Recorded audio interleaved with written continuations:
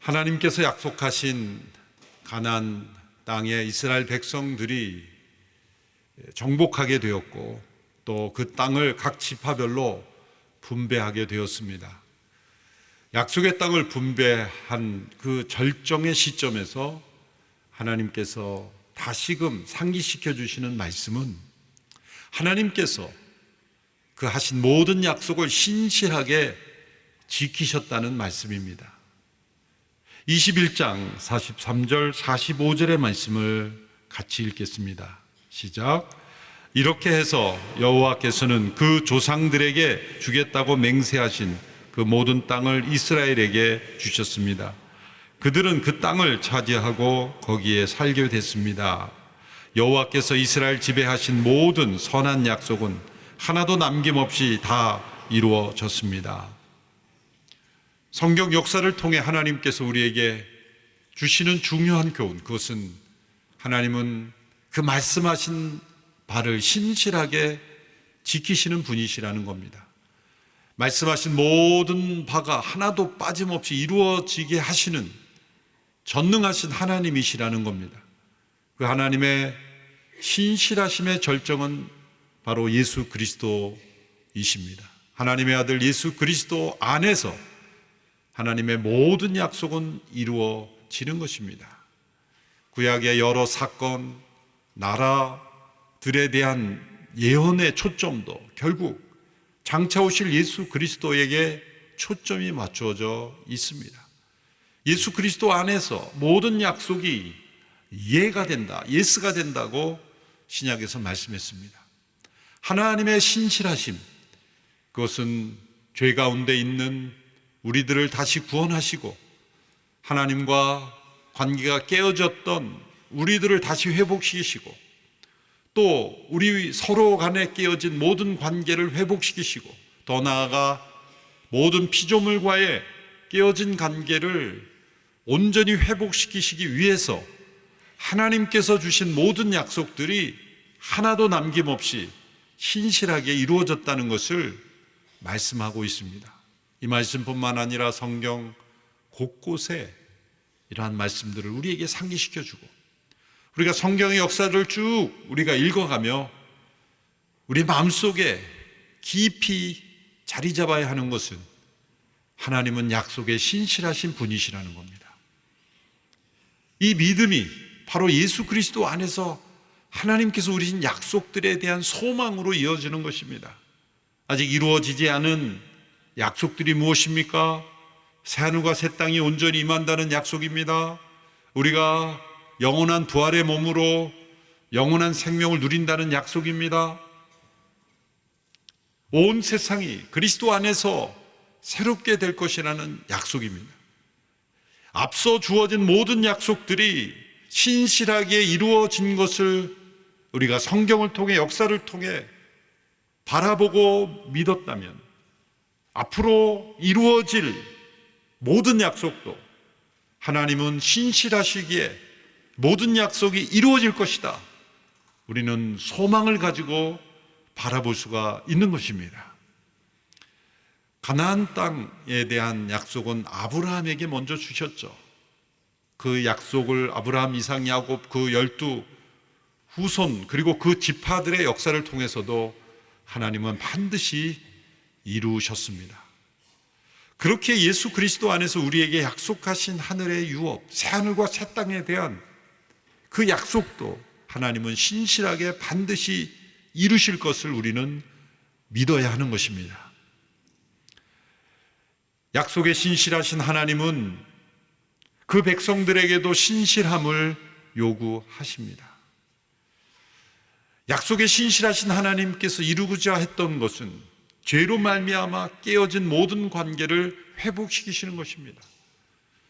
하나님의 백성들에게 요구하시는 것은 모든 깨어진 죄로 말미암아 깨어진 관계가 회복되고 치유되고 하나 되는 것, 이것이 하나님의 목적입니다. 에베소서 1장 10절 말씀에서 하늘에 있는 것들과 땅 아래에 있는 것들이 모두 그리스도 안에서 통일되게 하려 하십니다.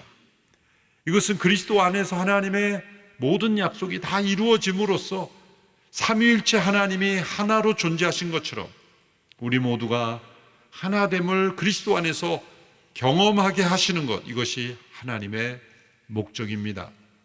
그래서 이스라엘 백성들이 가나안 땅을 정복할 때도 말씀에 순종하는 면에 있어서 하나 되어야 했습니다. 하나님의 말씀에 순종하는 일에 그들이 하나 됐을 때 그들은 승리하였고, 그 거룩한 하나됨을 깨트리는 자로 인해서 그들은 실패했던 것입니다. 이제 약속의 땅을 각 지파별로 분배하였습니다. 그 분배할 때도 제비를 뽑는 것을 통해서 가장 기본적인 다툼과 분열을 억제하기 위해서 기본적인 원칙은 제비를 뽑는 것이었지만, 자발적으로 더 헌신하고자 하는 것은 존중되었습니다. 여호수아 14장에서 갈렙과 유다 지파가 나와서 가장 정복하기 힘든 헤브론 산지를 우리가 정복하게 해달라라는 요청을 하였을 때 여호수아는 기쁘게 축복하였고 존중했습니다. 그것은 더 쉽고 더 좋은 것을 거저 얻고자 하는 것이 아니라 더 어려운 일을, 더 많은 희생이 요구되는 것을 헌신하고자 하는 요청이었기 때문입니다. 우리의 하나됨은 반드시 희생과 헌신을 통해서 유지되는 것입니다. 각자가 쉽게 더 많은 것을 얻고 또 희생하지 않으려고 하는 이기적인 마음으로는 거룩한 하나됨이 유지될 수가 없는 것이죠. 17장에 보면 요셉 지파가 나와서 우리 지파는 인원이 많은데 우리가 분배받은 땅은 살림이 많아서 거주할 장소가 부족합니다. 그러니 우리에게 땅을 더 달라. 그렇게 요구했을 때는 여호수아가 단호하게 거부합니다. 그리고 도전합니다. 스스로 살림을 개척하라. 이것이 가나안 땅 분배에 나타난 하나님의 정의입니다. 하나님의 정의는 노력하지 않고 게으르며 나태하며 그러면서도 더 많은 것을 얻고자 하는 탐욕에 대하여 인정해 주는 것이 아닙니다. 또한 더 많은 헌신과 수고를 하는 것에 대해 무시하는 것이 아닙니다. 그것을 존중하고 축복하면서 또한 게으름과 나태함을 경계하고 도전하는 것, 이것이 하나님의 정의이죠. 이제 분배를 다 마치고 각자 지파별로 땅을 유업으로 얻게 되었을 때 이제 각 지파가 우리의 영토를 얻었으니 이제는 다른 지파 상관하지 않고 우리만 잘 살면 된다. 이제 각 지파가 지파 이기주의에 빠질 위험이 있었습니다. 그러나 하나님의 백성으로 부름을 받은 이 공동체는 지파 이기주의에 빠져서는 안 되는 것이고 그것을 뛰어넘어서 그들이 거룩한 하나됨, 우리라는 이 공동체, 이 땅의 축복에 머무는 것이 아니라 각자의 땅이 있지만 이제는 그것을 뛰어넘어 하나 된 공동체의 축복을 누려야만 했던 것입니다. 22장에는 바로 그러한 모습들이 나타납니다. 첫째로 그들은 서로에 대하여 신실하게 책임을 다하였습니다.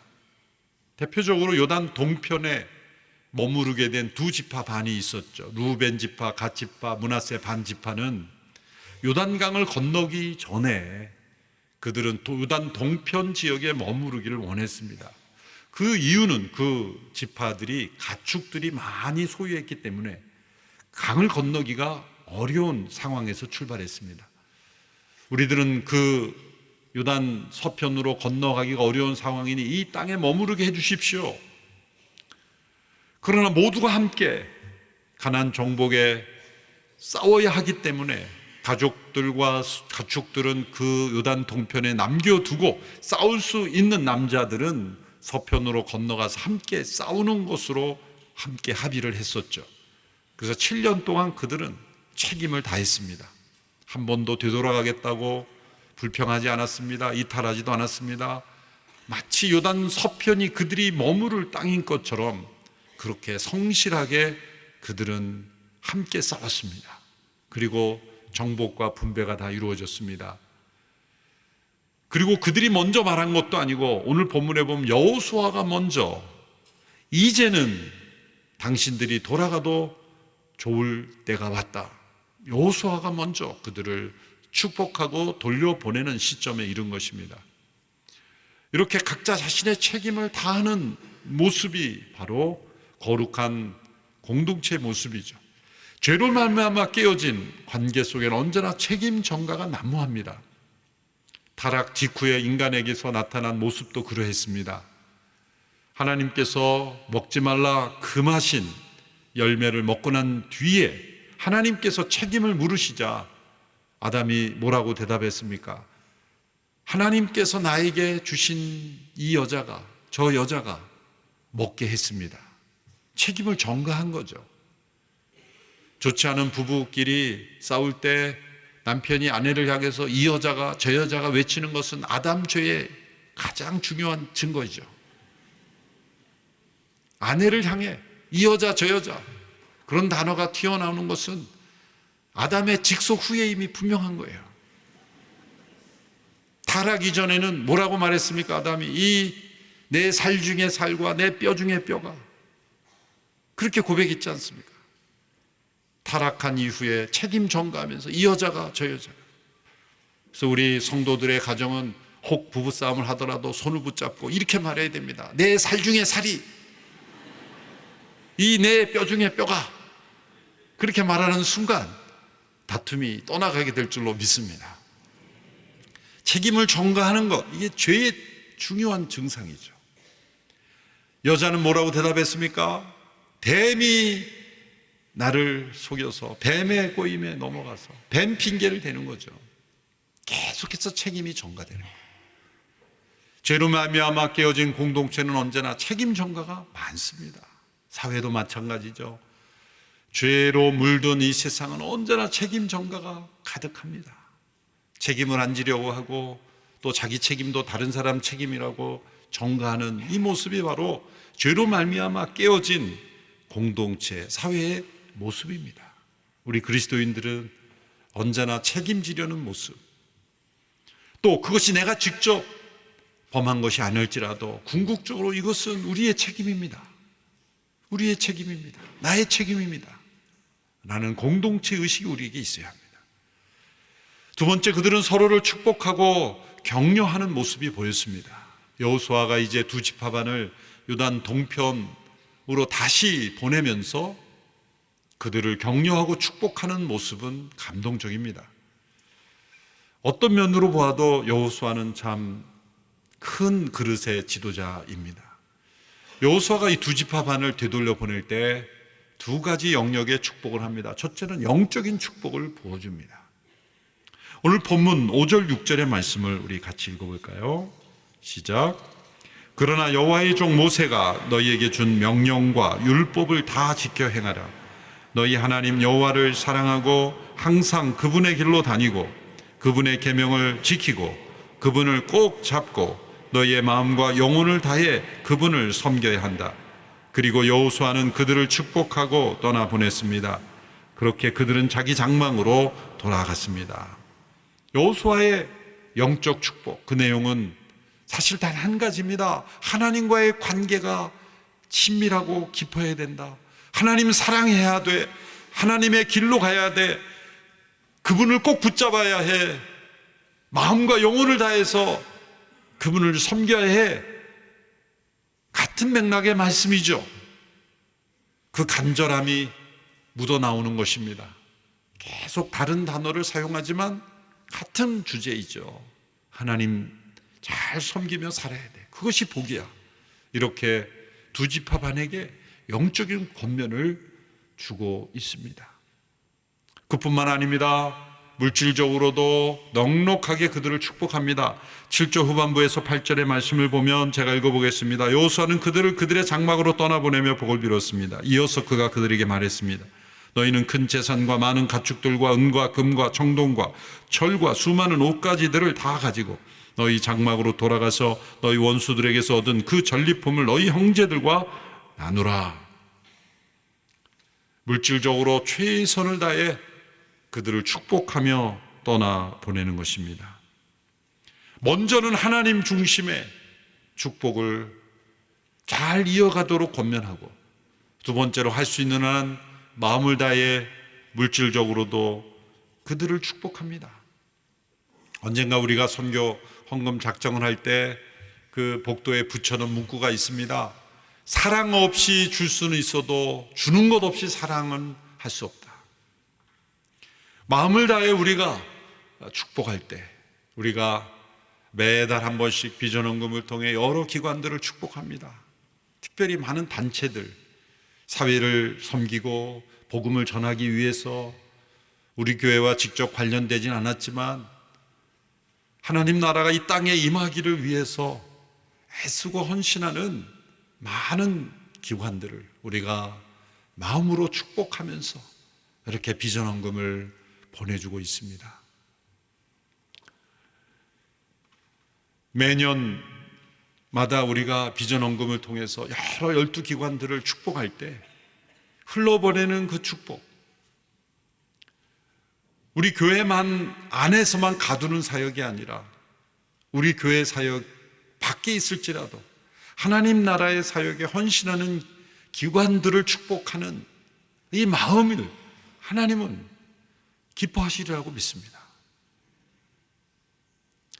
중단 없이 이어져 온 이 나눔이 한국 교회뿐만 아니라 세계 선교에 귀하게 사용하실 것을 믿습니다. 우리 성도님들이 일하는 일터에서도 때로는 떠나보내야 될 때가 있을지 모릅니다. 그때 넉넉한 마음으로 우리가 축복해 주는 것, 하나님의 영적인 임재의 축복을 빌고 또 가능한 한 물질적으로도 나눌 수 있는 부분을 나누면서 축복하며 떠나보내는 그 여호수아의 마음이 우리에게 필요한 것입니다. 교회도 마찬가지입니다. 이웃교회를 축복하고 잘 되기를 축복해주고, 또 누리교회를 통해 개척되는 여러 교회들을 축복해주고 잘 되기를 하나님께 구하는 마음이 우리에게 있어야 합니다. 때론 누리교회에 있다가 이제 개척하는 목사님들이 있죠. 어느 공동체에서 이제 개척하는 교회에 함께 참여하는 성도들을 좀 좋지 않게 얘기하거나 부정적으로 자꾸 얘기하는 그런 소리가 들리기에 제가 강하게 어필해서 전달했습니다. 오늘의 교회는 그들을 축복합니다. 오늘의 교회에서 개척하는 그런 성도들, 목회자들을 축복하고 그들이 잘 되기를 우리를 기도해야 됩니다. 저에게 개척하겠다고 찾아온 어느 목사님에게 제가 그렇게 말했습니다. 진심으로. 내가 함께 참여할 수는 없지만 나 외에 모든 분들을 함께 하자고 권면해도 좋다. 나 외에 모든 분들이 다 함께 전화를 해도 좋고 편지를 보내도 좋고 도와달라고 요청해도 좋고, 그래서 함께 할 수 있는 분들 다 함께 해도 좋다. 그렇게 진심으로 축복하고, 그렇게 해서 교회가 또 세워질 때 하나님의 나라의 역사가 확장될 줄 믿습니다. 저희 온누리교회 사역하다가 개척된 모든 교회들이 다 잘 되는 마음으로 우리가 축복하고 때로 지원하고, 이 여호수아가 두 지파 반을 떠나보낼 때에 그 축복을 빌어주는 마음, 그 마음이 우리에게도 있어야 할 줄로 믿습니다. 셋째로, 그들은 서로 간에 일어나는 오해를 적절하게 잘 해소했습니다. 22장에 주로 일어난 사건은 오해에서 비롯됐습니다. 이제 요단 동편에 머무르기로 된 두 지파 반이 돌아가서 제단을 세웠습니다. 그런데 그 제단을 세운 것이 소문이 어떻게 났냐면 하나님을 배반한다, 이들이 우리 민족으로부터 이탈하려고 한다 라는 배반과 반역으로 오해된 것입니다. 사실 그들이 제단을 세운 것은 배반의 목적은 아니었습니다. 이제 요단 동편으로 그들이 떨어져 나가게 되면 그 후손들에 이르러서 요단 서편의 자손들이 요단 동편의 자손들을 향하여 너희들은 우리와 상관없는 민족이다, 너희들은 하나님의 백성들과 상관없다라고 그렇게 배척을 당할까 봐 제단을 세우고 정체성을 깨닫게 하기 위해서 세운 것이었습니다. 그런데 누군가 그 제단 세워지는 것을 보고 전달을 했을 겁니다. 아, 요단 동편에 가보니 제단을 세우고 있더라. 처음 본 사람은 거기까지만 얘기했을 겁니다. 그런데 그 얘기를 들은 사람은 그래? 그러면 그것은 하나님을 배반하는 행위 아니야? 라고 했을 것이고, 그것을 들은 사람은 또 다른 사람에게 전했을 때 그러면 우리 민족으로부터 떨어져 나가는 것이네.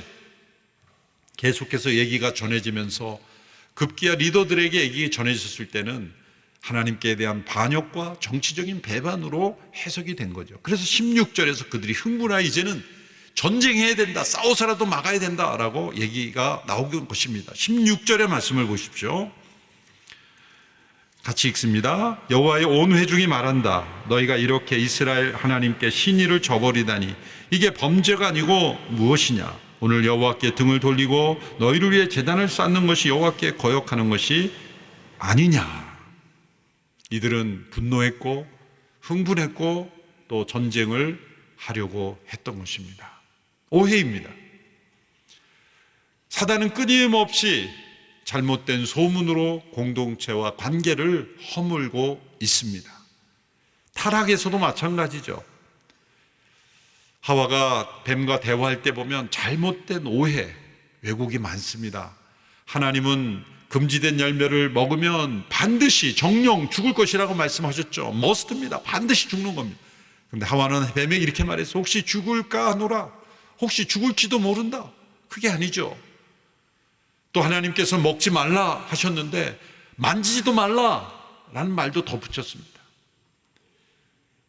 우리 하나님의 말씀을 있는 그대로 정확하게 인지하지 못하면 그 말씀을 왜곡해서 또 가감해서 우리 마음속에 받아들이는 것처럼 우리의 누군가와의 대화 속에서도 어떤 일을 전할 때, 소문을 전할 때 자신의 생각을 가감하게 되고 그것이 왜곡되어 많은 사람들에게 잘못되게 전해지게 됩니다. 제가 뉴저지에서 목회할 때 목회하던 교회에서 이렇게 선포한 적이 있습니다. 하도 소문이, 작은 소문이 더 잘못되게 확대되는 일이 자주 일어나길래 제가 소문실명제를 실시한다고 선포했습니다.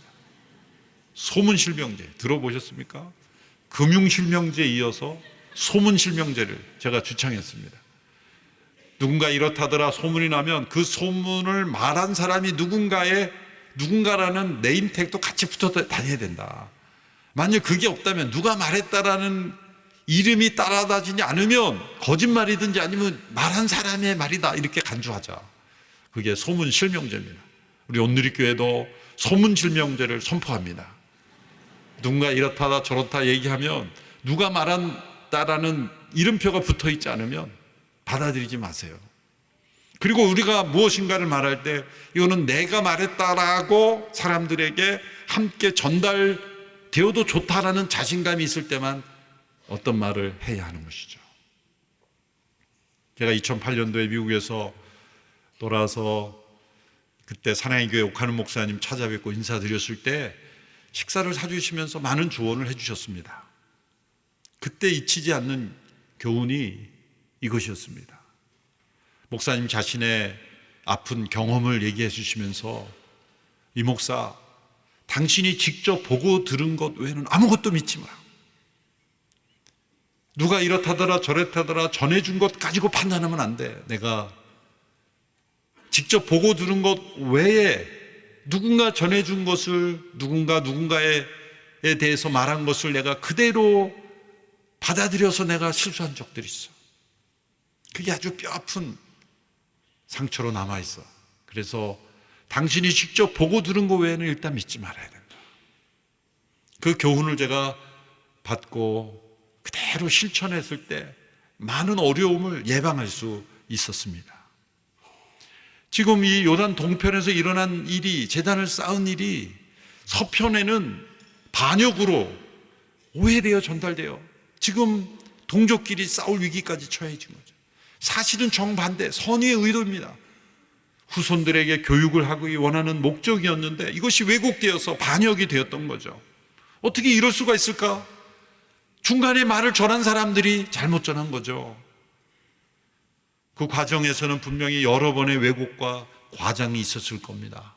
지난 일이지만 작년 로잔대회를 치렀을 때 교계 어떤 분들이 로잔대회가 종교통합운동이라는 낙인을 찍어버렸어요.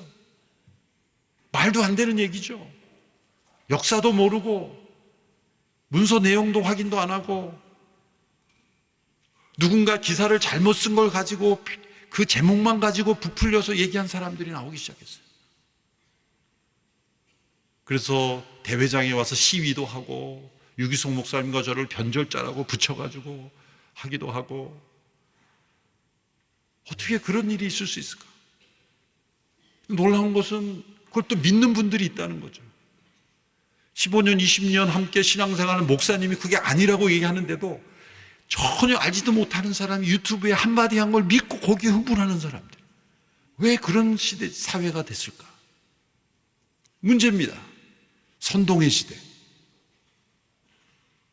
주변에 자신이 믿고 따랐던 분들이 그게 아니라고 하면 그런가 받아들여야 되는데, 어디서 전해들은 한 가지 전혀 자신과 상관없는 사람이 얘기한 거를 더 믿는 이런 왜곡과 선동의 시대가 되어버렸어요. 그러나 그런 것은 이 시대만 있는 게 아닙니다. 구약 시대에도 있었지 않습니까? 요단 서편에 제단 쌓은 것을 반역이라고 그렇게 누군가 잘못 전했은 거예요. 이러한 일들이 공동체를 깨트리는 것입니다. 저도 많은 얘기가 들려오죠. 그럴 때 저는 일단은 못 들은 척합니다.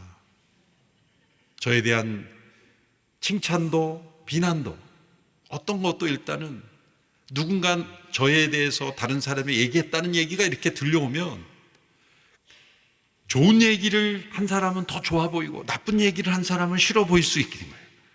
근데 그거를 닫아버립니다. 그래서 못 들은 것으로 하고 똑같이 대했어요. 시간이 흘러가면 그게 아니었다는 게 나중에 다 드러나요. 그때 내가 감정으로 들린 것으로만 갖고 그분들을 대했더라면 내가 얼마나 실수했을까. 소문으로 전해진 것에 움직여지는 사회가 아니라 하나님의 말씀과 진리에 의해서 움직여지는 공동체가 되어야 될 줄로 믿습니다. 우리 사회도 그러합니다. 거기에는 대가가 지불돼야 합니다. 서로가 서로에게 신실한 책임을 다하고 서로 격려하고 축복하며, 또한 불필요한 오해 그리고 선전선동이 통하지 않는 그런 시대가 되기 위해서